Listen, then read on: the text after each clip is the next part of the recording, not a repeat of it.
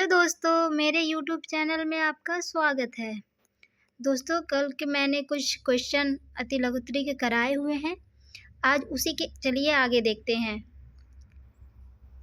अगला क्वेश्चन है, राष्ट्रीय शिक्षक शिक्षा परिषद अधिनियम कब बना? तो ये आपका 1993 में दिसंबर में बना है। अगला क्वेश्चन है, ग्राम शिक्षा समिति का अध्यक्ष कौन होता है? तो ग्राम शिक्षा समिति का अध्यक्ष ग्राम सभा का प्रधान होता है। दोस्तों, आज हम उन सभी प्रश्नों को देखेंगे जो पिछले के परीक्षाओं में पूछे गए हैं और रिपीटेड क्वेश्चन हैं। उन्हीं पे ज़्यादा ध्यान देते हुए आगे बढ़ते हैं। समय सारणी क्या है? समय सारणी वह दर्पण है जो विद्यालय के संपूर्ण शैक्षिक व्यवस्था का प्रतिबिंब प्रस्तुत करता है। यानी जो समय सारणी के अनुसार हम कार्य करते हैं वही हमारा समय सारणी हमारे कार्यों को दिखाता है, सारी व्यवस्थाओं को दिखाता है कि किस समय पे कौन से कार्य किए जा रहे हैं। यही हमारी समय सारणी का उपयोग होता है। मानवीय संसाधन के अंग बताइए। तो इसका उत्तर हो जाएगा दोस्तों, प्रधानाध्यापक, अध्यापक, छात्र, समुदाय। ये आपके मानवीय संसाधन के अंग हैं। अगला क्वेश्चन है, लॉग बुक क्या है, समझाइए।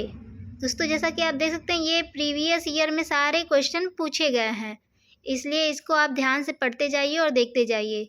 लॉग बुक में अधिकारियों द्वारा किए गए निरीक्षण, विद्यालय के कार्य के घंटों तथा विद्यालय को प्रभावित करने वाली अन्य गतिविधियों का उल्लेख किया जाता है।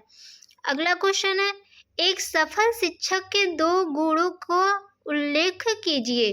तो उत्तर आपका हो जाएगा, एक सफल शिक्षक के निम्नलिखित गुण होते हैं, जिसमें पहला है प्रभावशाली व्यक्तित्व। मतलब एक अच्छा शिक्षक का व्यक्तित्व बच्चों को बहुत प्रभावित करता है और बच्चे उनसे सीखते भी हैं। दूसरा, शारीरिक एवं मानसिक रूप से स्वस्थ। और शारीरिक एवं मानसिक रूप से अगर शिक्षक स्वस्थ होते हैं तो बच्चे भी उनके प्रति आकर्षक होते हैं और आगे बढ़ते हैं। शिक्षक विषय विशेषज्ञ, मतलब जिस विषय को शिक्षक को पढ़ाना है उस विषय के बारे में उनको ज़्यादा से ज़्यादा जानकारी हो। अगर बच्चा कहीं से क्वेश्चन करता हो तो शिक्षक उसका जवाब दे सके। अगला गुण है छात्रों का हितैषी या मित्र। छात्रों के बारे में मतलब वो शिक्षक सोचता हो और मित्र के जैसे व्यवहार करता हो। छात्रों को नेतृत्व प्रदान करना। अगला क्वेश्चन है, TLM का पूरा नाम क्या है? दोस्तों, ये भी रिपीटेड क्वेश्चन है। टीचिंग लर्निंग मटेरियल, या इसको कहते हैं शिक्षण सहायक सामग्री हिंदी में। अगला क्वेश्चन है, विद्यालय प्रबंधन से आप क्या समझते हैं? विद्यालय प्रबंधन मुख्य रूप से किसी विशिष्ट उद्देश्य के लिए प्रयासों को नियोजित, समन्वित, अभिप्रेरित एवं नियंत्रित करने की कला है। ये जेम्स लुंडे के अनुसार दिया गया हुआ है। अगला क्वेश्चन है जो कि 2022 में पूछा गया है, पर्यवेक्षण को परिभाषित कीजिए। तो पर्यवेक्षण संस्थाओं के सुधार के लिए एक नियोजित कार्यक्रम है। यह एडम्स और डिकी के अनुसार कहा गया है। अगला क्वेश्चन है, राज्य परियोजना कार्यालय कहाँ पर स्थित है? तो उसका उत्तर हो जाएगा लखनऊ। अगला क्वेश्चन है, राज्य विज्ञान संस्थान कहाँ स्थित है? तो राज्य विज्ञान संस्थान दोस्तों आपका प्रयागराज में स्थित है। अगला क्वेश्चन है, विद्यालय प्रबंध समिति में सदस्यों की संख्या कितनी होती है? तो कुल 15 सदस्यों की संख्या होती है। उत्तर जैसा आपके देखा है 15 लिखा हुआ है। अगला क्वेश्चन है, 2 प्राकृतिक आपदा के नाम लिखिए। प्राकृतिक आपदाएं जो प्रकृति द्वारा स्वयं होती है, उसमें मानव का कोई हस्तक्षेप नहीं होता, जैसे भूकंप, बाढ़, ज्वालामुखी, भूस्खलन, ये सब प्राकृतिक आपदाएं हैं। अगला क्वेश्चन है, सूचना एवं अभिलेखों का विद्यालय प्रबंधन में स्थान बताइए।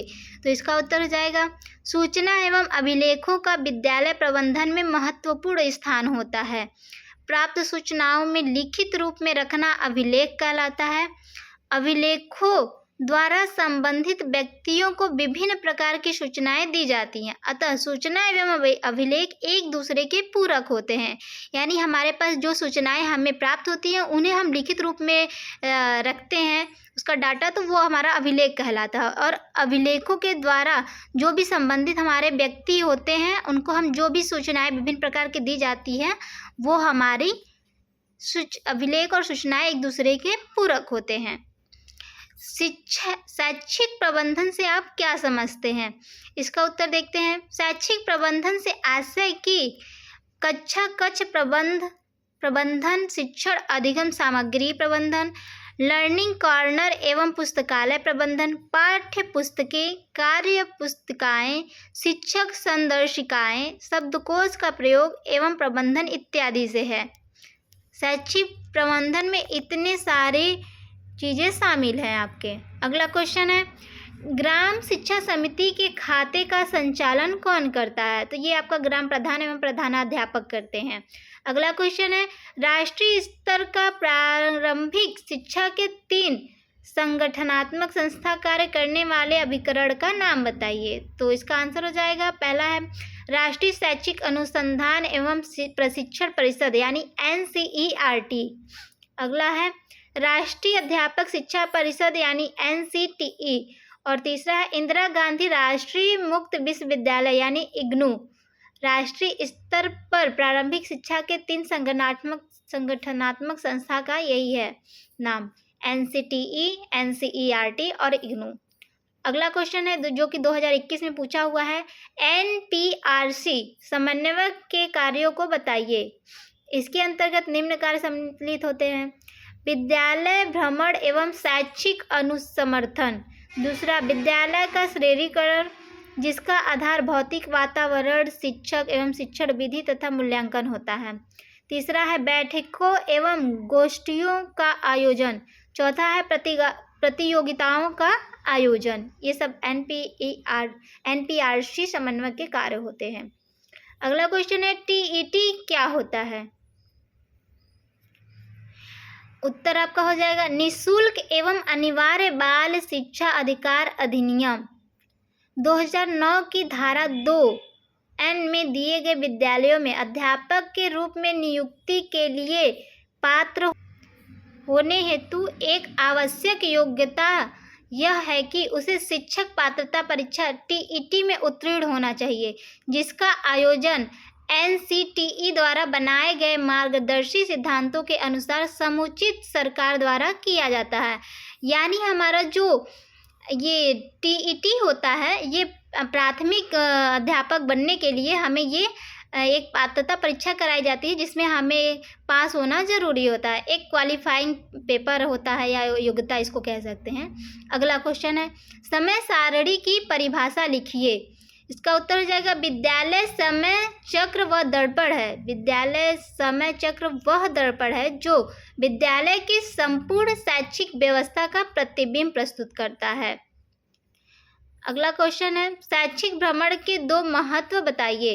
शैक्षिक भ्रमण से बच्चों में सामाजिकता का गुण विकसित किया जाता है। दूसरा, सूक्ष्म अवलोकन एवं निरीक्षण शक्ति का विकास होता है। अगला क्वेश्चन है, विद्यालय का हृदय किसे कहा जाता है? तो विद्यालय का हृदय आपको समय तालिका को कहा जाता है। दोस्तों, ये बहुविकल्पीय प्रश्न का भी अनिवार्य प्रश्न है और अति लघुत्तरीय प्रश्न का भी। पिछले वर्षों में ये क्वेश्चन पूछे गए हैं। अगला क्वेश्चन है, विद्यालय संगठन का क्या उद्देश्य है? शिक्षा का संचालन, छात्रों का विकास, चरित्र का निर्माण, व्यावसायिक क्षमताओं का विकास, सामाजिक परिवर्तनों का प्रबंध, अंतर्राष्ट्रीय सद्भावना तथा मानव मूल्यों का विकास इत्यादि विद्यालय संगठन का उद्देश्य होता है।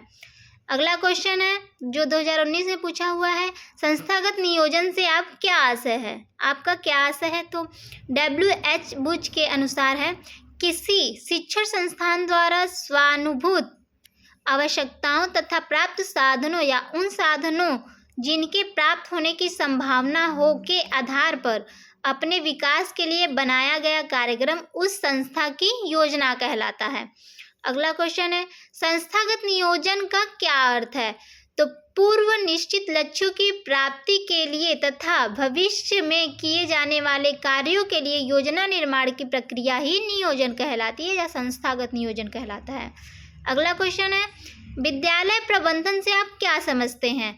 विद्यालय प्रबंधन से अभिप्राय है कि किसी भी संगठन या संस्था द्वारा अपने विकास व लक्ष्यों की पूर्ति के लिए योजना बनाना व उनका बेहतर क्रियान्वयन करना तथा इसके लिए सामूहिक रूप से सतत प्रयास करना विद्यालय प्रबंधन कहलाता है। अगला क्वेश्चन है जो 2023 में पूछा हुआ है, अभिभावक शिक्षक संघ में सदस्यों की कुल संख्या कितनी होती है? तो वो 20 होती है। अगला क्वेश्चन है, विद्यालय में बजट के प्रकार बताइए।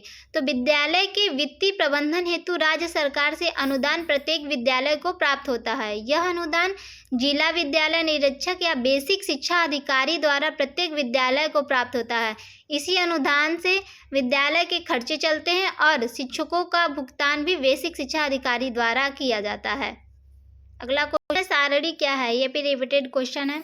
अपने दैनिक कार्यों को योजनाबद्ध रूप में संचालित करने के लिए विद्यालय जो व्यवस्था करता है वह समय सारणी कही जाती है। पर्यवेक्षण का अर्थ बताइए। पर्यवेक्षण शब्द अंग्रेजी के सुपरविजन का हिंदी रूपांतरण है, जिसका अर्थ होता है वह उच्च दृष्टि, सुपर प्लस विजन, जो विद्यालय विकास को गति प्रदान कर सके। उसके कार्यक्रम विद्यालय की अपेक्षाओं के अनुरूप होने चाहिए, जिससे विद्यालय संगठन के सभी घटकों का समुचित विकास हो सके। पर्यवेक्षक का काम उन स्कूलों का मार्गदर्शन करना है और समस्याओं के समाधान में सहायता प्रदान करना है, जिसके पर्यवेक्षण की उन पर जिम्मेदारी है। अगला क्वेश्चन है, विद्यालय को अनुदान किन किन माध्यमों से प्राप्त होता है? तो विद्यालय को अनुदान आपको केंद्रीय तथा राज्य सरकार, ग्राम पंचायतों तथा स्थानीय निकायों आदि से प्राप्त होता है। अगला क्वेश्चन है जो 2023 में पूछा हुआ है, नीपा के उद्देश्य लिखिए। नीपा के प्रमुख उद्देश्य हैं राज्य सरकारों तथा शैक्षिक संस्थाओं को परामर्श देना। दूसरा, शैक्षिक नियोजन तथा प्रशासन संबंधी शोध करने हेतु विभिन्न संस्थाओं का सहयोग करना तथा उन पर आधारित शोध पत्र तैयार कर उसका प्रकाशन करना। तीसरा है विचारों एवं समाचारों का आदान प्रदान करना। चौथा है देश विदेश की विभिन्न शैक्षिक एजेंसियों, संस्थाओं तथा संगठनों से परस्पर सहयोग करने की व्यवस्था करना। अगला क्वेश्चन, सीमेंट का पूर्ण रूप क्या है? राज्य शैक्षिक प्रबंधन एवं प्रशिक्षण संस्थान। अगला क्वेश्चन है, राजकीय शारीरिक शिक्षा प्रशिक्षण महाविद्यालय कहाँ स्थित है? तो शारीरिक प्रशिक्षकों को तैयार करने के लिए इलाहाबाद और रामपुर में शिक्षा प्रशिक्षण महाविद्यालय कार्यरत है। अगला क्वेश्चन है जो कि 2016 में पूछा हुआ है, प्रबंधन प्रक्रिया के अंग कौन कौन से हैं? तो नियोजन, संगठन, निर्देशन, मूल्यांकन, नियंत्रण, सामंजस्य आदि प्रबंधन प्रक्रिया के अंग होते हैं। अगला क्वेश्चन है, विद्यालयी प्रबंधन के अंतर्गत कौन कौन से भौतिक संसाधन आते हैं? तो उत्तर हो जाएगा आपका मुख्य अध्यापक का कक्ष, स्कूल कार्यालय, कक्षाएं, स्टाफ रूम, ड्राइंग रूम, भूगोल कक्ष, विज्ञान कक्ष, शौचालय, खेल का मैदान, पुस्तकालय, छात्रावास इत्यादि। अगला क्वेश्चन है, मानवीय प्रबंधन के प्रमुख घटक बताइए। तो शिक्षक, बालक, समुदाय ये मानवीय प्रबंधन के घटक है। अगला क्वेश्चन है, लर्निंग कॉर्नर से आप क्या समझते हैं? तो सीखने का कोना अर्थात जहां रहकर बालक शैक्षिक गतिविधियां सीखता है, वह विशेष स्थान जो शिक्षार्थी के सीखने में सहायता प्रदान करता है। लर्निंग कॉर्नर में समस्त सामग्री व्यवस्थित एवं क्रमानुसार रखी जाती है, वही आपका लर्निंग कॉर्नर कहलाता है। अगला क्वेश्चन है, कक्षा 2 में पढ़ाई जाने वाली पाठ्य पुस्तकों की संख्या तथा नाम बताइए। तो गिनतारा और कलरव आपके कक्षा 2 में पढ़ाई जाने वाली पुस्तकें हैं। रेनबो भी साथ इंग्लिश का किताब है, रेनबो भी चलता है, यानी कुल 3 पुस्तकें चलती हैं, गिनतारा, कलरव और रेनबो। पाठ्य पुस्तकों के विकास में किन किन बिंदुओं का विशेष रूप से ध्यान रखा जाता है? विषय सामग्री छात्रों के मानसिक स्तर के अनुकूल हो और चित्र एवं उदाहरण आवश्यकता अनुसार होने चाहिए, इन बातों का ध्यान रखा जाता है। अगला क्वेश्चन है, सामान्य विद्यालय में कम से कम कौन कौन सी समय सारणी बनाई जाती है? कक्षा अनुसार बनाया जाता है और अध्यापक अनुसार समय सारणी बनाई जाती है। अगला क्वेश्चन है बच्चों से प्रोजेक्ट कार्य कराने की उपयोगिता बताइए। तो बालक को आत्म प्रेरित कर कार्य के लिए प्रोत्साहित करना, बालकों में सृजनात्मकता का विकास करना आदि। अगला क्वेश्चन है शैक्षिक भ्रमण का महत्व बताइए। भ्रमण के अभाव में शिक्षा बुनियादी अनुभवों से दूर हो जाती है। इतिहास, भूगोल, विज्ञान आदि में भ्रमण अत्यंत महत्वपूर्ण है। अगला क्वेश्चन है खेल कूद से बच्चों में किन पक्षों का विकास होता है। तो खेल कूद से बच्चों में शारीरिक, मानसिक, चारित्रिक, सामाजिक, राष्ट्रीयता का विकास आदि होता है। अगला क्वेश्चन है शिक्षकों से संबंधित पंजिकाओं के नाम लिखिए। तो अध्यापकों की उपस्थिति रजिस्टर, वेतन register, mid day meal register, सेवा पुस्तिका, पत्र व्यवहार रजिस्टर इत्यादि। अगला क्वेश्चन है वित्तीय अभिलेख कौन कौन से हैं। कैश बुक, शुल्क एकत्रीकरण रजिस्टर, वेतन भुगतान, रख रखाव, मिड डे मील आदि। अगला क्वेश्चन है बीआरसी तथा एनपीआरसी में क्या अंतर है। वीआरसी ब्लॉक स्तर पर एवं एनपीआरसी न्याय पंचायत स्तर पर शैक्षिक गतिविधियां करते हैं। अगला क्वेश्चन है सार्वभौमिकरण का अर्थ स्पष्ट कीजिए। सार्वभौमिकरण से तात्पर्य 6 से 14 वर्ष तक के सभी बालकों को शिक्षा उपलब्ध कराना है। अगला क्वेश्चन है उत्तर प्रदेश के राज्य परियोजना कार्यालय का मुख्यालय कहाँ स्थित है। ये लखनऊ में स्थित है। अगला क्वेश्चन है प्रबंधन से आपका क्या आशय है। तो उत्तर है किसी कार्य को संबंधित व्यक्तियों के द्वारा पारस्परिक सहयोग से कुशलतापूर्वक संपन्न करने की प्रक्रिया ही प्रबंधन है। अगला क्वेश्चन है कक्षा शिक्षण हेतु अति आवश्यक सामग्रियों का उल्लेख कीजिए। बालक के अधिगम के लिए फर्नीचर उपकरणों की भूमिका के अतिरिक्त अन्य सामग्रियों का भी विशेष महत्व होता है, जो इस प्रकार है श्यामपट्ट, चार्ट, मॉडल, मानचित्र, रेखाचित्र तथा आकृतियां, ग्राफ, विज्ञान शिक्षण सामग्री इत्यादि।